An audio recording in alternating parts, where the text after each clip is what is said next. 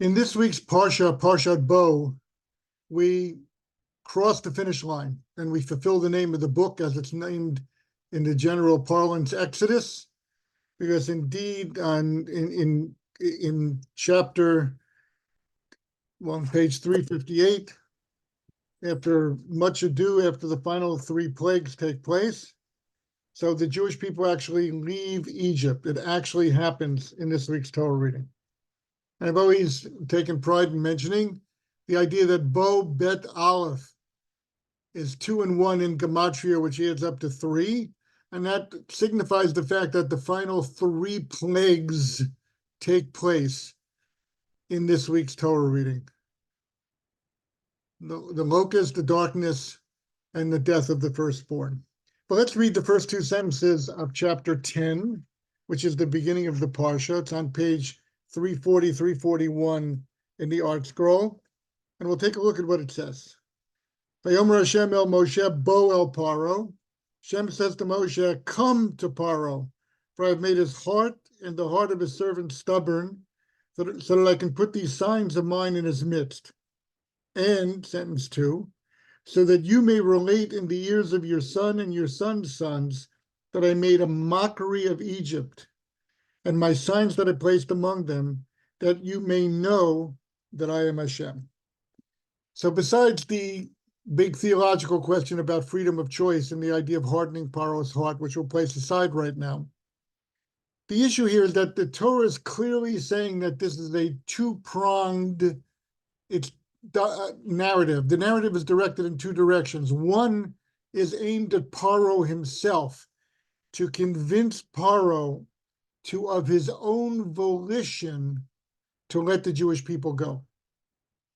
And the second audience, the second recipient, is in fact the Jewish people, so that we, in seeing this unfolding mastery of nature and the fact that there is no obstacle to Hashem achieving anything, so that we will have this heritage to pass on to our children and our children's children, to give them forever a courage and understanding that that's who Hashem is.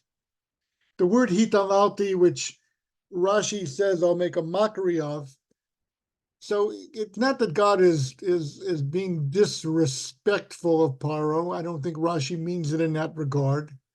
But in other words, when you think about a human being, a creature, a being that is created, starting up with his creator, who knows all about him, and who in fact provides him with life every moment of his life, the whole battle is a mockery.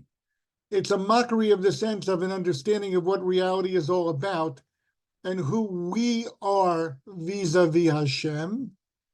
And I think the important lesson, especially for us, the Jewish people right now, is that no created being, no power, force, evil, opposition really has any standing in relationship to Hashem. That's the mockery. Okay, the same way, again, just as a reference point, the idea of accusing the Jewish people now of genocide is literally mockery. It's literally to take the word genocide and to make a mockery of it. And that's what we see. We see that as people stand in direct opposition as an opponent of God's unfolding plan in the world, they reach a point of mockery in that their tactics, their approaches, their whole frame of reference becomes just ridiculous. And it goes all the way back to the first words that Paro speaks to Moshe and Aaron when they come to see him, and that is, who is God that we should listen to him? And there's that element of it there. That's also, we're the audience of that as well, because obviously that has big ramifications for us as Jewish people, as we continue to fulfill God's mitzvot and live Jewish lives. in a certain sense, the world mocks us and says, look at you Jews, look how much you've suffered, look how much you're suffering, look how the world is against you, look at the fact that people are marching in the streets, with slogans, and you've become a mockery. And the reality is for us to have an understanding that it is a mockery. They're aligning themselves directly in opposition to God Almighty. And that brings us to a very important note in the Stone Chumash, where he says that the Rashbam, Rabbeinu Bechaya, and Onkelos, they look at the word hitanalti as that Hashem is the root cause, that Hashem is the first cause of all events. And they're not talking about a theological abstraction here. There's hitanalti in the sense that Hashem is the ultimate source of whatever there is. So hitanalti b'Mitzrayim means I'm making manifest the idea, according to them, that everything that exists is created by me. And I have a direction and I have a will.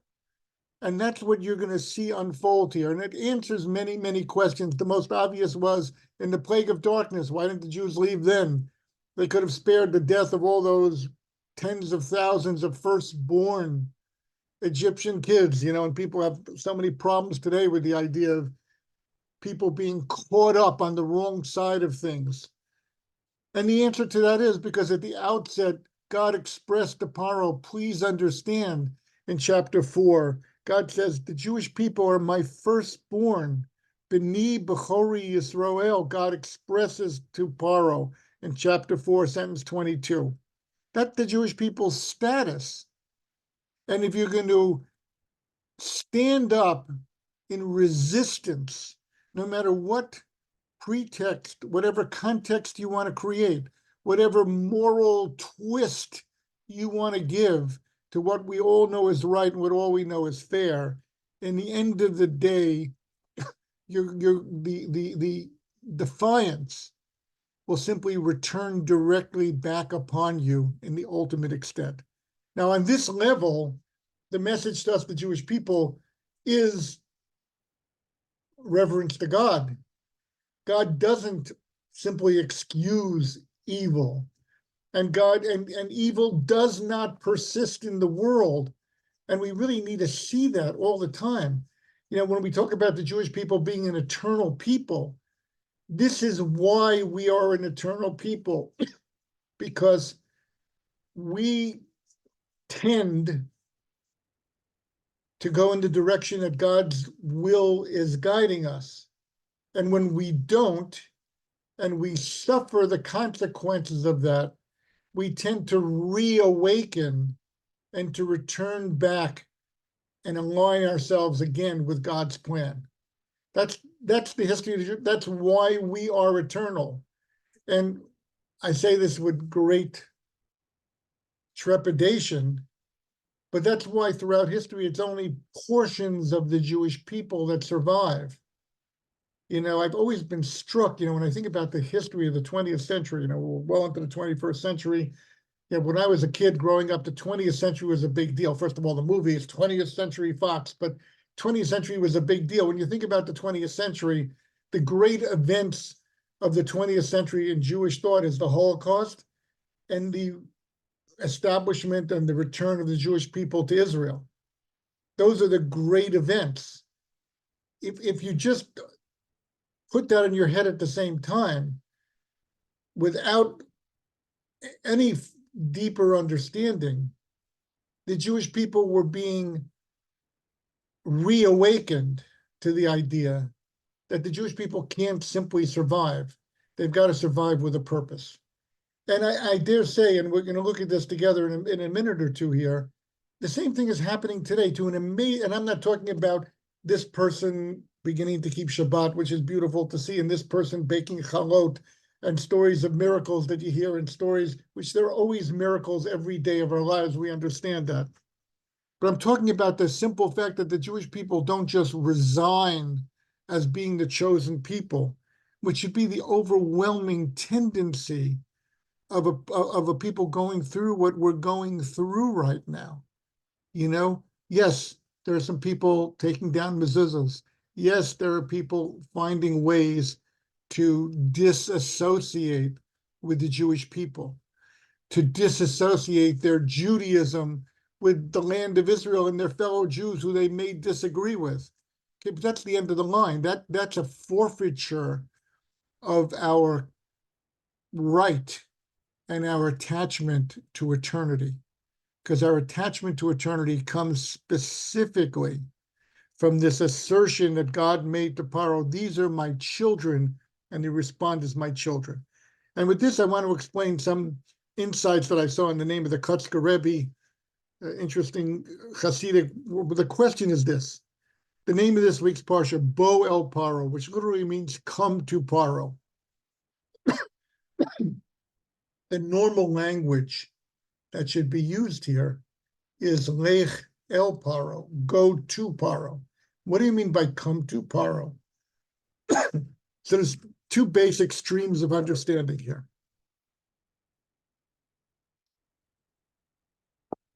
One, in some of the classical commentaries, is that Moshe was given the responsibility to draw close to Paro, to address Paro in his own chambers, which is where he ends up meeting with him, not in his formal capacity as the king, because he wanted to break through that aura of Paro as the ruler of Egypt. And he wanted Moshe to do everything he could to convince Paro, you're a human being. I'm a human being. There's a God who created us. There's a God we're accountable to. Listen to what God is asking of us. Listen to what God is asking of you. And don't just listen because it'll save your status as the ruler and because it'll preserve some of your crops, or it'll preserve some of the wealth of the land a little bit longer, which has been so terribly disrupted already. But rather, no. Come to Paro, human being to human being, so that Paro himself could think of himself as a creature created by God, and what the implications of that is as well. Big lesson for us to see God taking that interest in reaching Paro. God takes a tremendous interest in reaching each one of us and convincing us likewise that there's an attachment between God and us, and that attachment commends us to tune in to the way of life and to the directives and to the guidance that Hashem gives us. The second aspect, which the Kotzker talks about, come to Paro, I'll go with you. And here it speaks to something which is really on all of our minds. Moshe himself was wondering, there's been 7 plagues already, Paro's not letting us go. I know that we have a framework, 10 plagues, there's been wonders, and then we're going to leave. Moshe had been given an overview of what the game plan was going to be. But Moshe himself must have felt at a certain point, again, I should go to Paro. Again, I should risk my life. Again, I'm losing and the Jewish people are yet slaves within Egypt. Why is it taking so long? So Hashem says, according to the Kotzker, I'll take you, come. I'll come with you. Or an alternative version, I'm with Paro because I'm out to convince him what's right for him to do. So when you go see Paro, don't think you're going there alone. Don't think you're entering into enemy territory. Understand that I'm also involved in humbling Paro and opening his eyes so that the mockery that's taking place of justice will be revealed to them as well. And there'll be an understanding, a universal understanding. There is a God, there's a creator, there's an ultimate source. God has a plan for the world. God seeks justice in the truest sense of the word. God seeks tzedakah, people putting out for one another. God seeks a sense of recognizing fellow human beings as being created in the image of God. And God seeks that we, the Jewish people, proudly own up to the title of the firstborn of God and we accept our responsibility toward one another in that capacity, and ultimately our responsibility toward the world as well. So that's what all is included here. That's the unusual word, bo el paro. God is seeking Paro's capitulation so that it'll be clear to the world, as it should be so clear now after these thousands of years, that no force on earth has endured working in opposition to Hashem's plan. This is the sanctification of Hashem's name. And yes, there are times of travail when that becomes blurry to all of us, okay? We know that the Talmud records that at a certain point in Jewish history, when we say, we refer to Hashem as Gadol, Gibor, V'Norah, that God is great, powerful, and awesome, that at the time of the destruction of the Beis Hamikdash, it was hard for the Jewish people to describe God that way because nobody was seeing God that way, not the world that was busy celebrating the victory over the Jewish people, and not the Jewish people that were exiting the land of Israel in chains. And then the idea came up, but this is Norah, this is awesomeness, that God, in order to preserve the future of the Jewish people, is willing God Almighty to go into exile with us, so to speak. And in a certain sense, God also walked out of Israel in chains, because that's the way the world saw God. We are the ultimate victors. There'll be nothing as powerful as Babylonia. We will rule the world forever. The Romans felt the same way when they built the Arc de Triomphe. Hitler felt the same way when he stood in Munich and surrounded it, by his arch, and the famous gathering of tens of thousands of people while he announced that the Reich will last for 1,000 years. This is the mockery, and we have to see it as a mockery. There's a mockery going on right now. There's so many mockeries going on. We, the Jewish people living in our own land, we can't feel comfortable any place. We feel so vulnerable. We know that in a minute, someone can jump in a car and run us over. Someone can cross a border and commit horrific crimes and then emerge as a hero in the eyes of the world and be defended by world courts. Yes, that's what's going on right now. But we have to nail down this perspective that God is telling us in these first two sentences of this week's Torah reading. Ultimately, it is a mockery, but the mockery will be shown in terms of who ultimately is the mocked. Is it not Pharaoh in his fancy chariot marching into the sea, calculating his great spoils and his great triumph, only to be drowned there, even after all the plagues took place, after all the defeats? Is it not, a Hitler ordering his trains to continue carrying Jews to the gas chamber, and with that forfeiting his opportunity to hold the Russian front and win the war? These are all mockeries. They're mockeries that we look back on. We don't see them when they're taking place. We don't see them at the moment. But Moshe was taken by the hand. Bo el paro. Hashem says, okay, you're shaken. It's a long road. It's a moment of uncertainty. Come, so to speak. Let's go see Paro. I'm right there with you. I haven't abandoned you. And that's the issue what plagues us. Maybe God really did give up on us.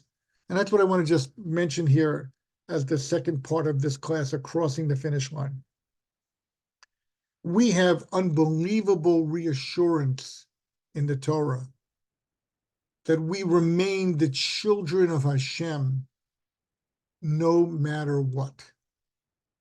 It's a sentence in the Torah, and you look in the Stone Chumash, page 1102, Ki chelek Hashem amo, that throughout history, the Jewish people are designated as God's portion, as his firstborn, no matter what's going on in the world. That persists.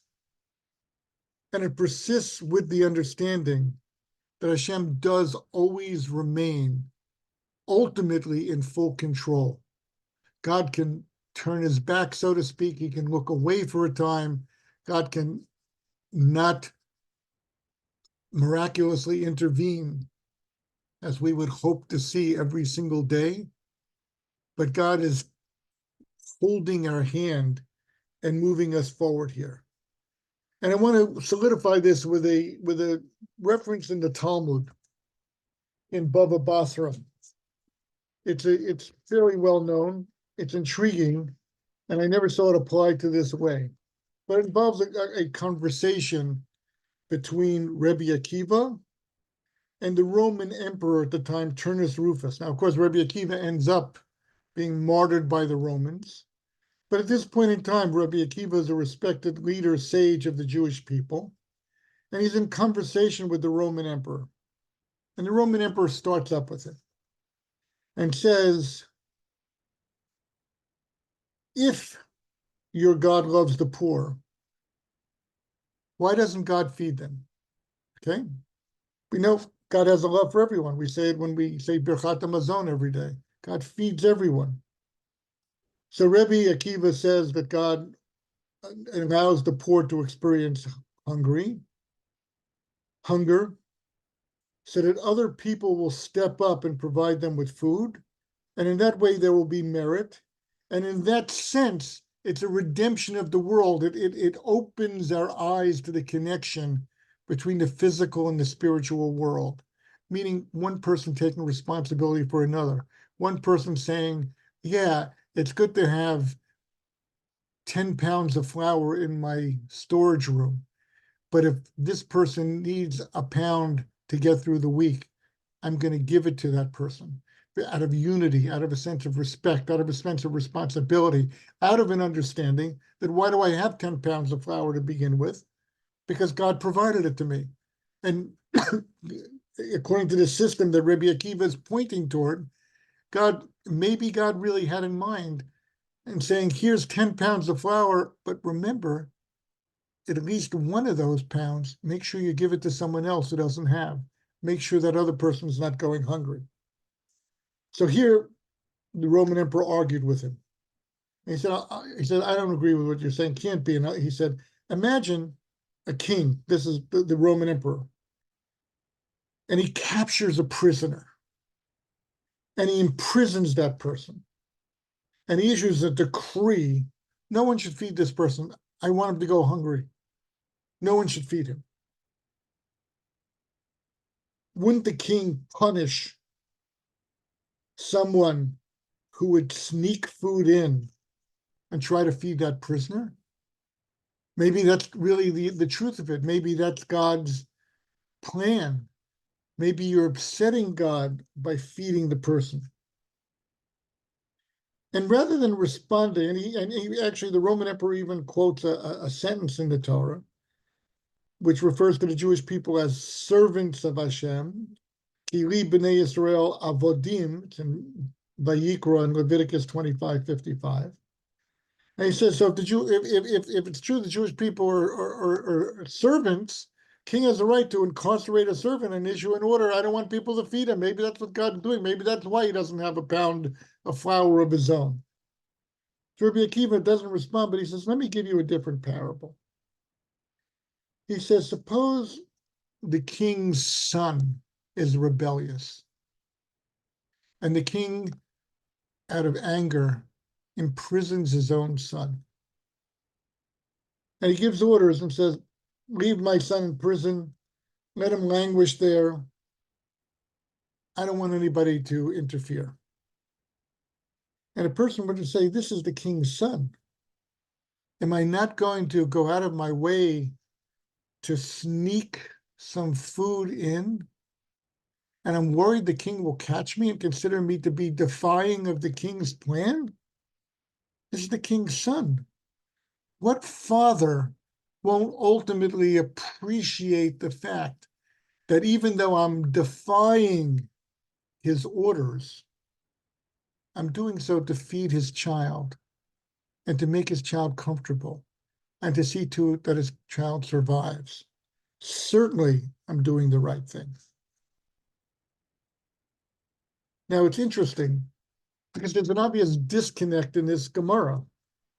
The Roman emperor is presenting a world view, which is a God who can be distant and cut off from his creatures, and can be unsympathetic, and can be unyielding, and can be ruthless in persecuting them. And Rabbi Akiva simply counters and says, can't be. You're not talking about the king. You're not talking about the God. You're not talking about the creator that I understand the world to have.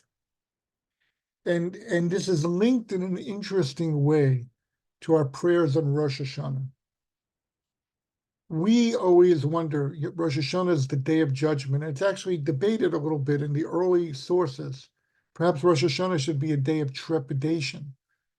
Perhaps our meals should be brief. It's not a fast day, so we should curtail. We shouldn't have any nice foods, which we do have. We should wear simple daily clothing, which we don't do. We dress up because we do it out of the conviction that Rabbi Akiva understands God better than Turnus Rufus, better than does the Roman emperor, and that we may have some difficult judgments ahead of us, God forbid. But even if we do, we understand that we're going through this as children, as B'ni Bechori Yisrael, my child, my firstborn, my precious one, the Jewish people. So yes, there are times that are difficult.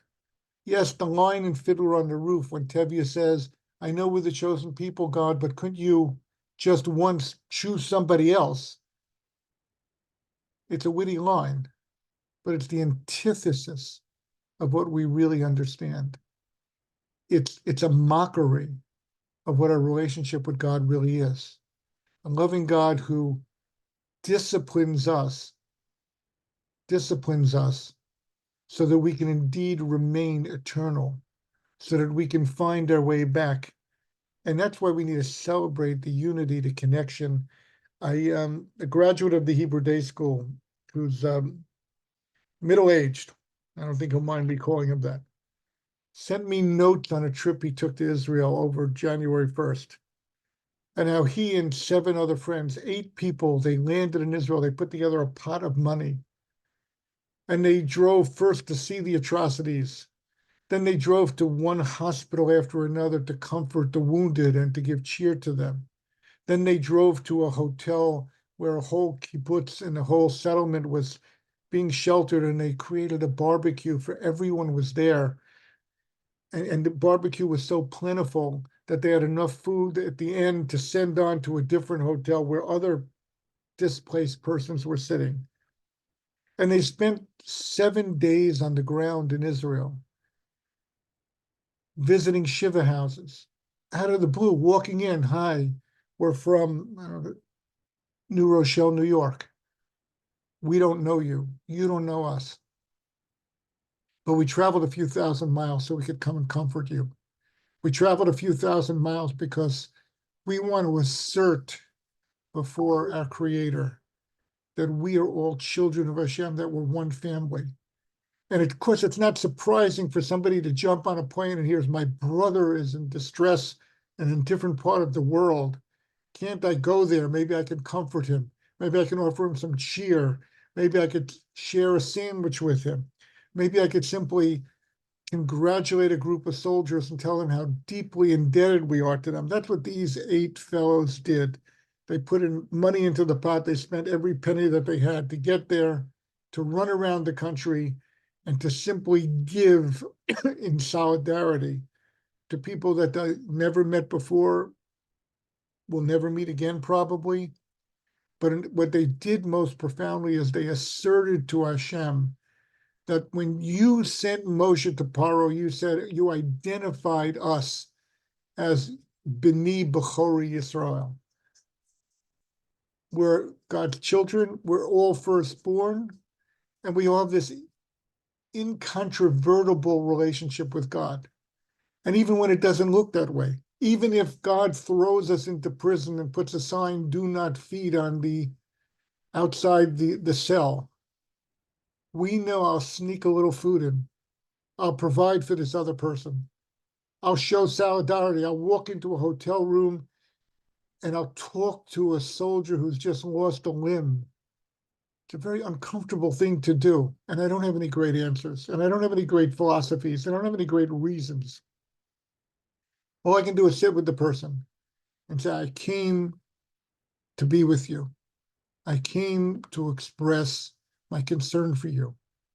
I came to show my appreciation for the fact that we're in this together, that we're going to help one another.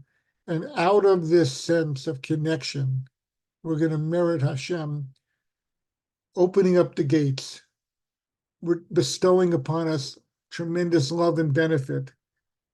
And we'll cross a finish line. Now, there's an ultimate finish line, it's true, and people talk a lot about that.